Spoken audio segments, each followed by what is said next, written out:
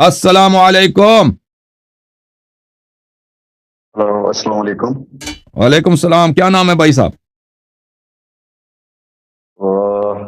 آواز آ رہی ہے آپ کو میری؟ بہت بہت اچھی طرح آ رہی ہے. آپ کیا نام ہے بھائی؟ میرا نام فرمان ہے. آپ اللہ یاری صاحب بات کر رہے ہیں؟ جی جی فرمان بھائی. کہاں سے کال کیا؟ میں کندکوٹ سے بات کر رہا ہوں.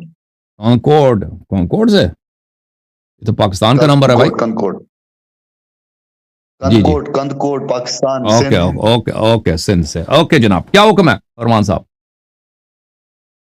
پہلے تو اللہ یاری صاحب میں جو ہوں یہ بتا دوں آپ کو کہ میں پچھلے 2 دن سے واقف ہوا ہوں آپ سے. اچھا مطلب پہلے نہیں جانتا تھا. کوئی پتہ نہیں کلپ تھی, پتہ نہیں وہ کیا نام ہے, وہ جو ایک انجینئر صاحب ہوتے ہیں میرے خیال میں, تو اس کو کانٹیکسٹ میں آپ کا کوئی کلپ تھا تو وہ دیکھا تو میرے خیال میں کوئی خلفۂ راشدین کی کوئی بات تھی. تو میرے ذہن میں ایک سوال تھا. تو بیسیکلی میں خود بھی احادیث وغیرہ تو پڑھتا ہوں, سوری نہج البلاغہ اور باقی چیزیں جو کہ اہل تشیع کے حوالے سے ہیں وہ نہیں پڑھی تھی. تو میرا سوال یہ عشرہ مبشرہ والی جو حدیث ہے تو اس کی سند کے لحاظ سے ذرا مجھے تھوڑا ایجوکیٹ کریں. تو عشرہ مبشرہ کی جو روایت ہے وہ جھوٹ ہے بھائی, ٹھیک ہے نا. اس میں صرف ایک جنتی ہے, وہ امیر المؤمنین علیہ السلام ہے. وہ ہمارے نزدیک اہل بیت علیہ جھوٹ السلام ہے, ذرا اس کی تھوڑا اس کو ڈگ ڈاؤن کریں نا ذرا, کس طرح جھوٹ ہے؟ کیونکہ اس میں بہت ساری باتیں ہیں. دیکھیں, پہلی بات یہ ہے کہ ابو بکر ہے, اس کی خلافت باطل ہے. اس نے دین میں جو بدعتیں داخل کی ہیں, اس نے جو رسول صلی اللہ علیہ وسلم پہ جو حدیث گڑھی ہے, انما معاشر الانبیاء لا نورث ما ترکنا صدقہ, پھر اس نے ابو بکر عمر کو خلیفہ بنایا, ٹھیک ہے نا. امیر المؤمنین علیہ الصلوۃ والسلام رسول اللہ صلی اللہ علیہ وسلم کے جانشین تھے. پیغمبر نے بار بار کہہ دیا کہ میرے بعد علی علیہ السلام امام ہے. ابو بکر کو یہ امام بنایا تو یہ پیغمبر کے حکم کی مخالفت ہے, ٹھیک ہے نا. اسلام میں سب سے بڑا, سب سے پہلے دراڑ کس نے ڈالا ہے؟ ان لوگوں نے ڈالا ہے. پھر عمر ہے, اس نے دین میں جو بدعتیں داخل کی ہیں بے شمار, طلاق کا طریقہ چینج کیا, متعے کو حرام بنا دیا, متعت النساء کو حج میں اس نے منع کر دیا, مقام ابراہیم کو چینج کر دیا, زکوٰۃ کو چینج کر دیا, نماز کے طریق کو چینج کیا, اذان کو چینج کیا. اس نے اللہ کو بلا کے تراویح کی نماز کو اس نے بنا دین کا جز بنا دیا. حالانکہ اس کو پیغمبر نے امام نہیں بنایا تھا. پیغمبر نے کس کو امام بنایا تھا؟ نبی صلی اللہ علیہ وسلم نے امیر المؤمنین علیہ السلام کو. اس کے بعد اس نے شورا کا جو تماشا بنایا تھا, 6 آدمی ہوں, وہ شورا کو اس نے اسٹرکچر بھی ایسا بنا دیا کہ اس میں سے صرف عثمان ہی خلیفہ نکل سکتا تھا. یہ تو کوئی حدیث روایت تو نہیں, اس نے یہ سب اس نے اپنے سے کیا ہے. اور دین میں بدعت داخل کرنے والا یہ کہاں کا جنتی ہو سکتا ہے؟ پھر عثمان وہی اور پھر میں آپ کو دکھا دوں یہی عشرہ مبشرہ. دیکھو ایک منٹ, اگر مجھے مل جائے وہ حدیث. پھر جو عثمان تھا, عثمان کو کس نے قتل کیا؟ طلحہ نے, زبیر نے, عائشہ, ان لوگوں نے قتل کیا عثمان کو, اس لیے کہ یہ کافر ہو چکا ہے, ٹھیک ہے نا. اور پھر طلحہ اور زبیر نے بیعت کیا امیر المؤمنین علیہ السلام سے, اور بیعت کرنے کے بعد انہوں نے خروج کیا کہ ہم عثمان کے قتل کا کیا کر رہے ہیں, کیا انتقام لیں گے. عثمان مظلوم مرا, حالانکہ عثمان کو کس نے قتل کیا تھا؟ خود طلحہ, زبیر, عائشہ نے قتل کیا تھا. تو یہ وجوہات ہیں کہ یہ لوگ کیسے جنتی ہو سکتے ہیں. اوکے بھائی. اچھا, میں نے آپ کی بات سن لی ہے, حالانکہ میں متفق نہیں ہوں ان چیزوں سے. ویسے آپ سے بڑی اسٹریٹ فارورڈ بات کروں گا. متفق اس لیے نہیں ہوں کہ اگر میں یہ کہوں کہ آپ نے جو جتنی باتیں کی ہیں, کیونکہ میں نے کافی ساری احادیث خود بھی پڑھی ہیں, ان کی سند بھی مطلب چیک کرنے کی کوشش کی ہے. نالج ہمیشہ جو ہے نا کم سمجھا جائے تو بہتر ہے, لیکن یہ جو آپ نے باتیں کی ہیں تو خیر سننے کی حد تک تو سن لی میں نے, متفق نہیں ہوں. اور ساتھ میں یہاں پر اسی کے کوشچنز کے اوپر ایک کوشچن کروں گا.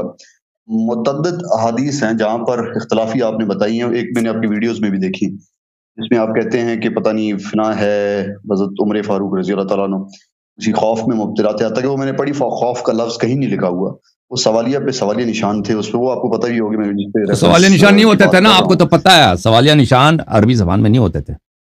سوالیہ نشان تو 100 سال سے ابھی انگلش میں بھی نہیں ہوتے تھے. یہ تو ایک ماڈرن چیز ہے. سوالیہ نشان آپ کے علماء نے اس میں ڈال دیا. ابھی یہ موجودہ طبع ہے, پرانے سے وہ حدیث میں تو سوالیہ نشان نہیں ہوتا تھا نا, وہ معنی چینج کرنے کے لیے اس میں سوالیہ نشان ڈالتے ہیں. کیا آپ حضرت علی کرم اللہ وجہ رضی اللہ تعالیٰ عنہ ان کی حرمت کو بھی سمجھتے ہیں، ان کی عزت اور احترام کو بھی سمجھتے ہیں، میرا خیال ہے تو جتنا ابھی ہم اب سمجھتے ہیں اس سے میں زیادہ آپ کو ریکمینڈ کرتا ہوں نا، ابھی ہمارے یہاں پہ مناظرات ہوئے بہت سارے. میرا چیلنج یہ نہیں ہے میں آپ کے، مناظرہ اب سن لو میں بھائی مناظرہ میری نہیں بات کر سن لو، رہا بات جی سن لو پہلے، جی جی بعد میں بات کرو، ٹھیک ہے نا. میں آپ کو ریفرنس دے دیتا ہوں. یہاں پہ میرا چیلنج ہے آج سے نہیں، بہت سارے سالوں سے، جب میں فارسی پروگرام کرتا تھا، عربی پروگرام کرتا تھا اور اردو میں کئی سالوں سے میرا چیلنج ہے کہ اگر کوئی جماعت مخالفین کا آدمی ابو بکر عمر کا اسلام ثابت کرے تو میں اپنا نام حسن اللہ سے چینج کر کے غلام یزید رکھوں گا، اور میں آؤں گا پاکستان، سیدھا چلا جاؤں گا شمالی وزیرستان میں، تاکہ وہاں پر طالبان مجھے ذبح کر دیں. ٹھیک ہے نا. تو اس میرے اس چیلنج کو آپ کے بعض علماء نے قبول کیا ہے. اب بات یہ سنو بڑی بھائی، بڑی بڑی بات میری اچھی ختم نہیں ہوئی ہے، بڑی بات میری اچھی ختم نہیں ہوئی، بات کر بات میری رہے ختم نہیں ہوئی، بات سنو. ہیں جی جی کریں. آپ ہنس رہے ہیں نا، آپ کے علماء نے اس کو قبول کیے، ادھر بار بار آئے ہیں ابو بکر عمر کا اسلام کا ثابت کر، ہر دفعہ فیل ہو گئے، ہر دفعہ ان کو منہ کی پڑی ہے، اسلام نہیں ثابت کر سکے، کیونکہ ان کے متائن ایسے ہیں، ان کے کرتوت ایسے ہیں کہ ان کے افعال سے، اب جب آپ کے اپنے کتب کھولتے ہیں نا، دکھاتے ہیں کہ عمر نے یہ کیا، ابو بکر نے یہ کیا، اور اس شریعت نے بتا دیا کہ جو بھی شخص یہ کرے گا اس کا وہ کافر ہے، وہ مسلمان نہیں ہو سکتا. مثلا رسول صلی اللہ علیہ وسلم کو اذیت کرنا، رسول صلی اللہ علیہ وسلم کی بے حرمتی کرنا، ان کو برا کہنا، آپ کے اپنی کتابوں سے جب ہم آپ کے علماء کے سامنے رکھ دیتے ہیں اس کا جواب نہیں دیتے. تو آپ میرے جو مناظرات ہے شیخین پر، تم پلیز اس کو دیکھ لو. تم کہتے ہیں جنتی نا، جنتی ہونا دور کی بات ہے، ان کا اسلام یہ پنس گئے. آپ کے علماء بڑے بڑے، آپ کے علماء آپ کے مدارس میں آپ کے وہ میٹنگز رکھتے ہیں، مجھے بخوبی پتہ ہے کہ حسن اللہ یاری کے دلائل کا ہم رد کیسے کریں، وہ رد نہیں کر سکتے بھائی. سمجھ میں آئی نا بات آپ کو. تو آپ ابھی آپ 2 دن سے دیکھ رہے ہیں نا، آپ بہت نیو ہیں، آپ بہت نئے ہیں.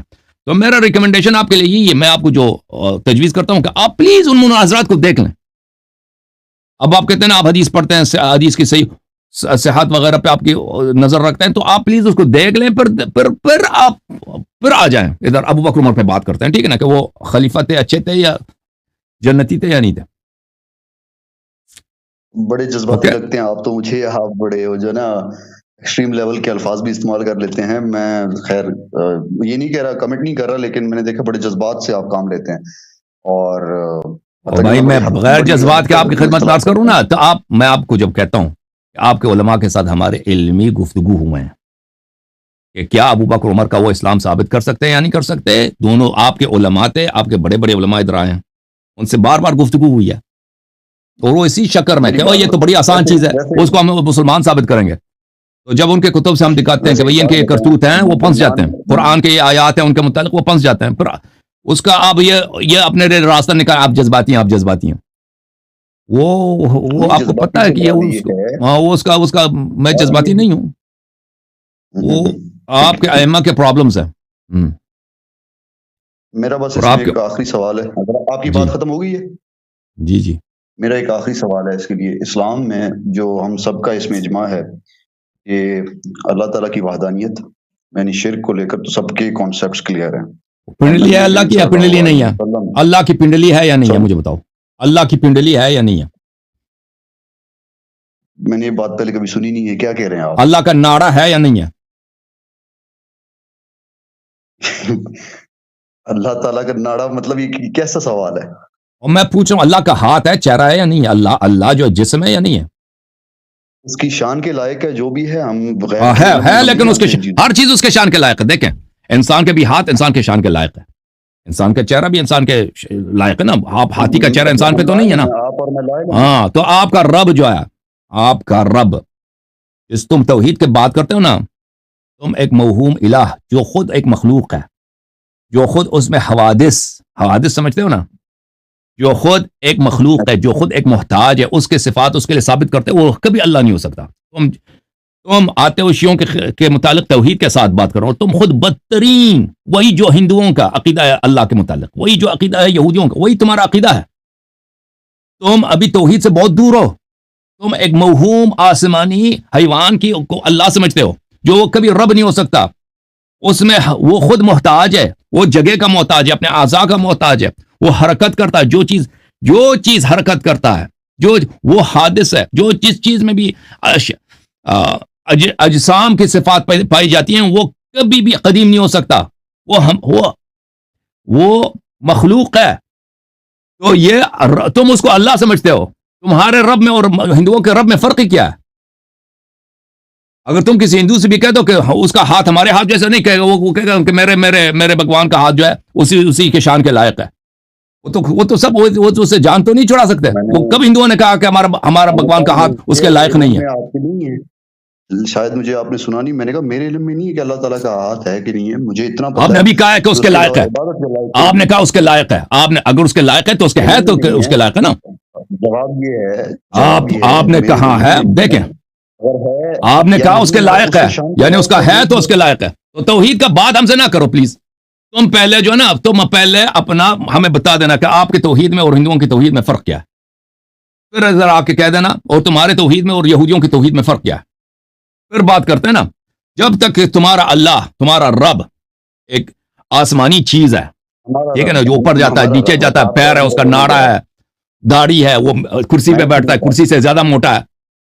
جب تک اس طرح ہے تم یہ معانی اس کے لیے ثابت سمجھتے ہو، تو پھر تم توحید کا نام نہیں لینا ادھر. اوکے، تم ہمیں بتا دینا کہ وہ اس کا خالق کون ہے، اس کا خالق تیرے رب کا بھگوان کون ہے. مجھے تو ہندوؤں کا بھی نہیں پتا. بہرحال ایک بندہ کہتا ہے اشہد ان لا الہ الا اللہ واشہد ان محمد رسول اللہ. تو صفات میں بڑا فرق ہے بھائی. صفات میں تم شیعوں کو بھی، شیعہ تو بھی یہ کہتے ہیں نا، تم شیعوں کو کہتے ہیں مشرک ہے، لیکن شیعوں کا رب لیس کمثلہ شیء. شیعوں کا رب لا تدرکہ الابصار وہو یدرک الابصار، لن ترانی. شیعوں کا جو رب ہے اس میں کسی مخلوق کی کوئی صفت ہے ہی نہیں. ٹھیک ہے نا. آپ کے تو اعضاء ہیں، وہ کرسی پہ بیٹھتا ہے اور تم کہتے ہو اس کے لائق ہے. جی ہاں لائق، میرے بھی جو اعضاء میرے لائق ہیں. میرے اعضاء دیکھو، یہ میرا ہاتھ میرے جسم سے مناسبت رکھتا ہے. ابھی یہ ہاتھی کا ہاتھ میرے ہاتھ پہ لگا ہو یا کسی بکری کا ہاتھ میرے ہاتھ پہ، وہ تو میرا نہیں ہے، میرے لائق نہیں ہے نا. ہاں، جس کی پنڈلی ہے وہ محتاج ہے. او بھائی، وہ جس کی پنڈلی ہے، جو بیٹھتا ہے، جو کھڑا ہوتا ہے، وہ محتاج ہے. مکان کا محتاج ہے، زمان کا محتاج ہے، وہ بہت ساری چیزوں کا محتاج ہے. بات کہیں سے کہیں نکل گئی تھی، ہم نے اشرا مبشرہ کی ویسے بات شروع کی تھی. نو، تو آپ نے خود توحید چڑھا ہے. آپ نے خود توحید چڑھا ہے. آپ کے توحید کھول کے دیکھو نا، وہ صرف وہی ہندوؤں والی توحید ہے. مطلب آپ سمجھتے ہیں جتنے یہ اہل سنت کے لوگ ہیں تو وہ سارے ہندو. تم نے اہل بیت علیہ السلام کا دامن ہاتھ سے چھوڑا ہے، ہاتھ چھوڑا ہے. تمہارا دین سے ہاتھ چھوڑا ہے تم لوگوں نے. ہماری جانیں قربان تمام صحابہ کرام. ہاں بس یہی تمہاری پرابلم ہے، یہی تمہاری پرابلم ہے کہ تم صحابہ کو جان قربان کرتے ہیں ان لوگوں پر جن کے مذمت میں قرآن میں بہت سارے آیات ہیں، سورے ہیں قرآن مجید میں، ان پہ جان قربان کرتے ہو، توحید ان سے لیتے ہو. تمہاری یہی پرابلم ہے صحابہ پر. تم جو رسول کے اوصیاء ہیں صلی اللہ علیہ وآلہ وسلم، انی تارک فیکم من اخذتم به لن تضلوا بعدی ابدا، کتاب اللہ وعترۃ اہل بیتی، ان پہ جان فدا کرو نا. کیوں مساوی کرتے ہو؟ کیوں مساوی کرتے ہو؟ جو رسول جیسے ہیں اور جنہوں نے جن کے متعلق رسول اللہ صلی اللہ علیہ وسلم نے خبر دی کہ یہ تتبعون سنن من کان قبلکم شبرا بشبر وذراعا بذراع. بہت مہربانی آپ کی بھائی صاحب. آخر میں تو ایک دو جملے کہہ دو تاکہ میں دوسرے کالر کو لے لوں. Thank you. اوکے، خدا حافظ.